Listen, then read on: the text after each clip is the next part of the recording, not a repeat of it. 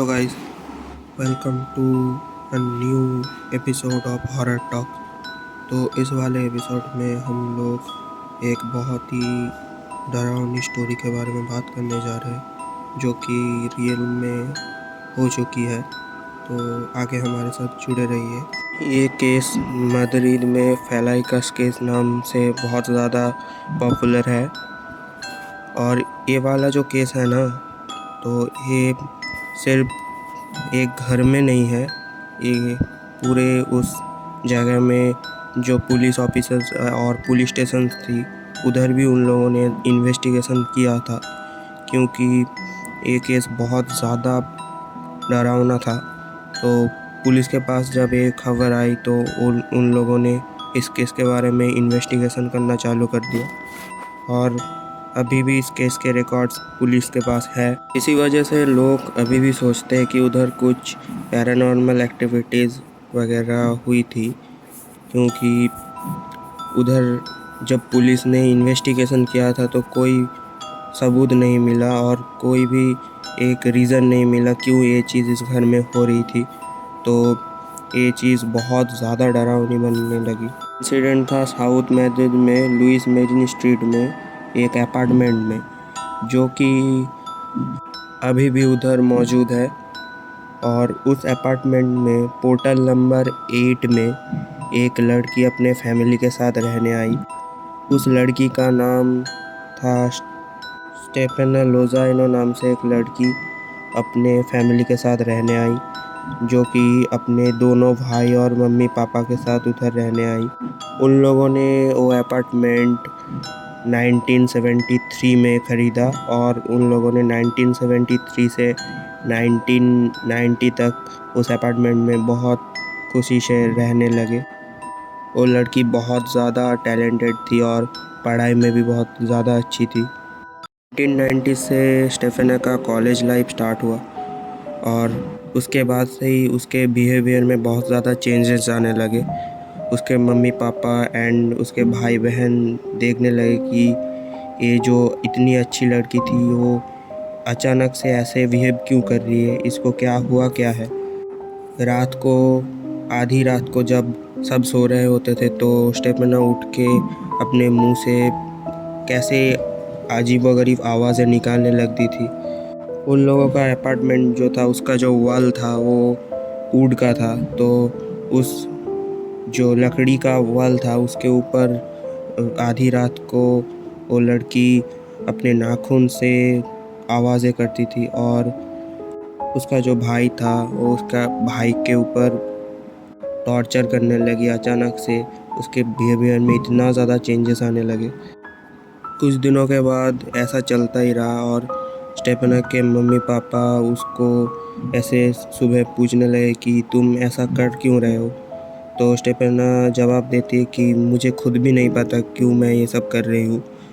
और उसके बाद वो बताती है कि रात में उसको कुछ अजीबोगरीब शैडोज़ नज़र आते हैं जो कि फेसलेस है, जिन लोगों के पास कोई चेहरा नहीं है लेकिन कुछ शैडो के टाइप का ही कुछ है। स्टेफेना के मम्मी पापा ये सब सुन के बहुत ज़्यादा परेशान हो चुके थे और वो लोग ये नोटिस किए कि स्टेफेना पहले से ज़्यादा पतली हो चुकी है, बहुत ही ज़्यादा। और जो स्टेफेना का एनुअल रिज़ल्ट्स और जो पढ़ाई में इतनी ज़्यादा अच्छी थी तो उसमें भी बहुत ज़्यादा चेंजेस आने लगे और उसका रिज़ल्ट पहले से बहुत ज़्यादा बिगड़ गया। अगले दिन स्टेफेना अपने कॉलेज में जाती है और उसके मम्मी पापा ये डिसाइड करते हैं कि इसके रूम में कुछ छानबीन की जाए कि इसके रूम में है क्या। उसके बाद उसके मम्मी पापा उसके रूम में जाके सब कुछ ढूंढते हैं एंड उनको सिर्फ किताबें मिलती है बहुत सारे। एंड उन सारे किताबों में से कुछ किताबें पैरानॉर्मल एक्टिविटीज़ के ऊपर भी थे। उस किताबों में कुछ ऐसी बातें थी कि कैसे आत्मा को बुलाया जाता है और कैसे काला जादू वगैरह किया जाता है, तो ऐसे ही चीज़ें थी। तो उसके मम्मी पापा ने उस किताबों को अपने उसके रूम से हटा दिया और सोचे कि अब शायद ये ठीक हो जाए। बहुत ज़्यादा अजीबोगरीब बिहेव करती है और ऐसे ही दिन दिन पागलों की तरह और बहुत ही उसका जो फिज़िकल कंडीशन होते हैं वो ख़राब होते जाते हैं, वो बहुत ही ज़्यादा पतली होती जाती है। तो इसकी वजह से उसके मम्मी पापा ने उसको हॉस्पिटलाइज्ड किया और कुछ दिनों के बाद हॉस्पिटल में कुछ रीज़न के बिना ही उसकी डेथ हो गई। डॉक्टर्स ने बोला कि उसको कोई भी बीमारी नहीं थी, उसको ना फिज़िकल ना मेंटली कुछ भी वो ऐसे वीक नहीं था। फिर कैसे उसकी डेथ हुई ये बहुत ही ज़्यादा मिस्टीरियस बात बन गई। उसके बाद उसकी बॉडी को पोस्टमार्टम के लिए भेजा गया एंड उधर पता चला स्टेफाना को एस्पेक्सिया है, जो कि एक ऐसी बीमारी होती है जिसमें दम अटक जाने से किसी की मौत हो जाती है। लेकिन अचानक से इतनी स्वस्थ लड़की के अंदर ऐसा बीमारी आया कैसे? तो स्टेफाना की जब डेथ हुई थी तो वो सिर्फ 18 ईयर्स की थी एंड इतनी कम उम्र में कैसे किसी की डेथ हो सकती है, बहुत ही ज़्यादा मिस्टीरियस बात बन गई। और उसके बाद कैथोलिक रिचुअल्स के हिसाब से उसका फ्यूनरल किया गया। उसके मम्मी पापा ने उसके रूम में कुछ भी छेड़छाड़ी नहीं की, जैसा था वैसे ही रखने दिया और वो रूम हमेशा के लिए बंद पड़ गया। अगले दिन स्टेफाना के रूम से वही अजीबोगरीब आवाज़ें जो वॉल को नोचने से आती थी, तो वैसे आवाज़ें आने लगी वापस एंड जो कुछ टेबल के ऊपर था वो नीचे गिर रहा था। ऐसे ऐसे रात को आवाज़ें आने लगी तो स्टेफाना के मम्मी पापा बहुत ज़्यादा डर गए। उन लोगों ने अगले दिन सुबह अपने पड़ोसियों को ये बात बताई कि ऐसे ऐसे चीज़ें होने लगी है रूम के अंदर। तो उनके पड़ोसियों ने बोला कि हम लोगों ने भी आपके रूम से सारे आवाज़ें सुनी है। तो वो लोग डिसाइड करते हैं कि वो उन लोगों के घर में रहेंगे एक दिन और इस चीज़ का हल ढूंढने की कोशिश करेंगे। उसके बाद उन लोगों ने स्टेफाना के स्कूल में कुछ टीचर और स्टूडेंट को ये बात बताई, क्योंकि ये चीज़ बहुत ही ज़्यादा हो रही थी उनके घर के अंदर। तो उसके बाद उनके स्कूल में जो एक नन थी जो कि उनके स्कूल में ही थी, तो वो उधर उसके स्टेफाना के घर में आई अपने स्टूडेंट्स के साथ और टीचर्स के साथ, और उन्होंने अपने पास्ट एक्सपीरियंस और जो उन्होंने देखा था वो चीज़ उसने अपने स्टूडेंट स्टेफाना के मम्मी पापा को ये बात बताई। उन्होंने बोला कि शायद उनको पता है कि ये सारी चीज़ें क्यों हो रही है और उस स्टेफाना के रूम से ऐसी आवाज़ें हर दिन और हर रात ऐसी आवाज़ें क्यों आती है। तो उसके बारे में उन्होंने कुछ ऐसा बोला जिसको सुन के उसके मम्मी पापा बहुत ही ज़्यादा डर चुके थे। ये बात 7 या 8 मंथ्स पहले की बात है जब से ये सब स्टार्ट हुआ था। तो तब स्कूल में स्टेफाना की एक बेस्ट फ्रेंड थी जिसका कि बॉयफ्रेंड कुछ दिनों पहले ही बाइक एक्सीडेंट में उसकी डेथ हो चुकी थी। एक दिन स्कूल के पीछे स्टेफाना बहुत सारे अपने दोस्तों के साथ बैठ के कुछ डिस्कशन कर रही थी, जो कि उस नन जो थी उन्होंने देख लिया था। तो उन्होंने सोचा कि ये लोग क्या कर रहे हैं। तो उस नन ने स्टेफाना के पास जाके देखा कि उधर एक ओइजा बोर्ड है, जिस बोर्ड के माध्यम से आप किसी भी स्पिरिट से बात कर सकते हो। और उनको उधर से पता चला कि स्टेफाना के पास कुछ ऐसी स्किल्स थी कि वो कोई भी स्पिरिट के साथ बात कर सकती थी। और उन्होंने ये सब देख के जल्दी से उस बोर्ड को दूर फेंक दिया एंड उसके बाद उन्होंने उनको बोला कि तुम सब ये क्या कर रहे हो, ये सब ठीक नहीं है। ये सब सुन के स्टेफाना के मम्मी पापा को पता चला कि ये सारी चीज़ें जब से हो रही थी, यानी कि स्टेफाना का बिहेवियर में जो चेंजेस आना और उसके फिज़िकल हेल्थ में ऐसे इश्यूज आना और वो ऐसा बिहेव कर रही थी। तो ये सब 7 या 8 मंथ्स पहले से ही चल रहे थे। ऐसे ही उनको इस चीज़ का रीज़न पता चला। ये टाइम था 1992 का। उसके बाद 2 साल बीत चुके थे उस जो इंसिडेंट सब हुए थे। एंड फ़िलहाल वो जो स्टेफेना के मम्मी पापा और भाई थे वो उस घर में ही रहते थे।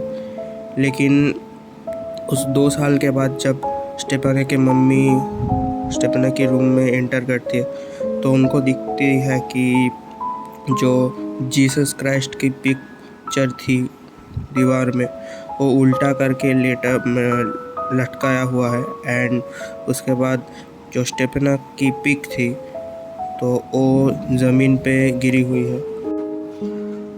स्टेफेना के मम्मी ने ये सब देख के सब कुछ सही करने के लिए पिक्चर को ऊपर दीवार में फिर से लटकाया। लेकिन उनको दिखा कि जो पिक्चर थी उसके मुंह से आग जलने लगी अचानक से। तो स्टेफेना के मम्मी और पापा दोनों ने ये चीज़ देख के बहुत ज़्यादा वो लोग शॉक हो चुके थे कि ऐसा कैसे हो सकता है, क्योंकि वो जो पिक्चर थी उसके सिर्फ मुंह में ही आग जल रही थी। और धीरे धीरे वो आग उन्होंने बुझाने की कोशिश की लेकिन वो बुझी नहीं। उसके बाद कुछ टाइम के बाद वो चीज़ ऑटोमेटिकली ठीक हो गई। वो लोग बहुत ही ज़्यादा डर चुके थे। एंड स्टेफेना के मम्मी ने सोचा कि वो लोग उस रूम को लॉक कर देंगे। एंड उन्होंने उस रूम को लॉक करके चले गए उधर से। रात होने लगी एंड वो लोग जब लेटे हुए थे तो अचानक से बहुत ही ज़्यादा हॉरर सी कुछ चीज़ें होने लगी। स्टेफेना की मम्मी के ऊपर कुछ लगा कि कुछ वेट उनके ऊपर पड़ा हुआ है। एंड अचानक से वो चीज़ उनके गला दबाने लगी तो वो बहुत ज़्यादा डर गए। एंड वो उस जो हाथ जो उनकी गले में दबा रहे थे तो उनको वो कोशिश की कि कैसे भी करके बच जाए। लेकिन उसके बाद उन्होंने जब जीसस क्राइस्ट का नाम लिया तब अचानक से वो जो हाथ थी वो नीचे उतर गई। इस इंसिडेंट के बाद वो लोग बहुत ज़्यादा डर चुके थे। एंड स्टेफेना के मम्मी पापा को रोज़ रात को स्टेफेना के रूम से कुछ अजीबोगरीब आवाज़ें आती थी, कुछ चीज़ें ऐसे गिर जाती थी रात को। एंड कुछ चिल्लाने की आवाज़ और दीवार में नाखून से नोचने की आवाज़ें आती थी रोज़। उसके बाद उन लोगों ने एक कारपेंटर को बुलाया जिन्होंने कि उस रूम को सील कर दिया पूरे तरीके से। एंड जो फर्नीचर वगैरह थी उनको उस दीवार के उस पार यानी कि जो दरवाज़ा था उसके ऊपर लगा दिया, जिससे कि कोई उस दरवाज़े को खोल ना सके, क्योंकि वो दरवाज़ा रात को डेली अपने आप खुल जाता था। कैसे किसी को भी नहीं पता ये बात। फिर उन्होंने उस रात को जब सोया तो उसके बाद उन्होंने देखा कि जो दरवाज़ा था उसके अंदर से कैसे अजीबोगरीब आवाज़ें आने लगी। बहुत ही ज़्यादा डरावनी आवाज़ें थी, कोई चिल्ला रहा था ज़ोर से। एंड उसके बाद अंदर चीज़ें टूटने की आवाज़ें आई। एंड अगले दिन सुबह उन्होंने जब उस रूम को खोल के अंदर देखा तो सारी चीज़ें इधर उधर पड़ी हुई थी। एंड उधर पूरा डिस्ट्रॉय हो चुका था रूम, ऐसा लग रहा था कैसे भी। वो चीज़ देख के वो लोग इतना ज़्यादा डर चुके थे कि उनको अपने घर में ही रहने को बहुत डर लग रहा था। तो उन लोगों ने डिसाइड किया कि वो दोनों और उनके बेटे को लेकर वो चले जाएंगे इधर से। उन लोगों ने अगले ही दिन पुलिस को, मद्रिद पुलिस को ये सारे बातें बताई। एंड उनके घर में पुलिस आई और उन्होंने बताया कि ऐसे हमारे इधर अपार्टमेंट में कुछ अजीबोगरीब पैरानॉर्मल एक्टिविटीज़ हो रही है जो कि बहुत ही ज़्यादा डरावनी है। तो पुलिस ने भी ये सब सुन के उनके घर में आए। अगले दिन जब पुलिस आई तो उन्होंने देखा कि जो स्टेफेना के मम्मी और पापा थे और उनके जो बेटे थे वो सब घर के नीचे बैठे हुए थे, जैसे कि बहुत ही ज़्यादा डर चुके हैं ऐसे लग रहे थे। तो पुलिस ने पूछा कि आप यहाँ पर क्या कर रहे हो। तो उन्होंने बोला कि हमको अपने खुद के घर में घुसने से बहुत ज़्यादा डर लग रहा है, तो हम लोग इधर इसीलिए बैठे हुए हैं। तो पुलिस ने बोला कि हमारे साथ चलिए। तो उन लोगों ने पुलिस के साथ जब घर में एंटर किया तो अचानक से स्टेपनर के रूम के जो डोर थी वो खुल चुकी थी एंड अंदर से बहुत ही अजीबोगरीब आवाज़ें और क्रीपी साउंड्स आने लगे। तो जब वो लोग अंदर गए और देखा कि क्या हो रहा है अंदर, तो उनको कुछ अंदर में नहीं मिला। सिर्फ मिला तो जीसस की पिक्चर जो थी वो ज़मीन पे पड़ी हुई थी। फिर अचानक से बाथरूम से आवाज़ आने लगी और दूसरे रूम से आवाज़ें आने लगी। जब उन्होंने देखा तो उधर उनको कुछ भी नहीं मिला। फिर पुलिस ने भी ये चीज़ सुनी कि स्टेपनर के मम्मी पापा ने जब उसके भाई को अपने पास सुलाती थी रात को, तब अचानक से रात में वो उड़ के कहीं दूसरी बेड में चले जाती थी। और उसके बाद आखिर में पुलिस ने भी एक दिन रात को उनके घर में रहे एंड उन्होंने भी उस बच्चे को, यानी कि जो स्टेपनर के भाई थी, उसको उन्होंने देखा कि जो उड़ उड़ के कहीं और जा रहे थे। तो इन लोगों ने सब कुछ अपने खुद की आंखों से देखा था एंड उसके बाद उन लोगों ने, यानी कि माद्रिद पुलिस ने अपने चार्ट लिस्ट में एक लिस्ट बनाया जिसमें उन्होंने उस अपार्टमेंट को पैरानॉर्मल एक्टिविटीज़ और हॉन्टेड बोल के सबको ये बताया कि उन लोगों ने अपने आँखों से ये सारी चीज़ें देखी थी एंड ऐसे ही ये जो वेलाइकस केस थी माद्रिद में वो बंद हो गई हमेशा के लिए।